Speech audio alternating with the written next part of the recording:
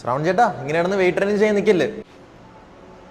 അവസാനം ഇതെല്ലാം നിർത്തി കഴിയുമ്പോൾ ഈ മസിൽ മൊത്തം ഫാറ്റായിട്ട് മാറും. ഒന്ന് പോടാപ്പാ, നിന്നോടാരും മണ്ടത്തരൊക്കെ പറഞ്ഞിരുന്നത്. ഇപ്പോഴും ഈ മണ്ടത്തരം വിശ്വസിച്ചിരിക്കുന്ന ഒരുപാട് ആൾക്കാരെ നമ്മൾ ചുറ്റുമുണ്ട്. സോ ഇത് ഞാൻ ഇപ്പോൾ എക്സ്പ്ലെയിൻ ചെയ്ത് തരാം. First of all, muscle and fat are two different cells and two different components. And simply പറയുകയാണെങ്കിൽ muscle is made up of myofibrils and myofibril contains sarcomere and sarcomere is made up of protein like actin and myosin and fat is made up of triglycerides.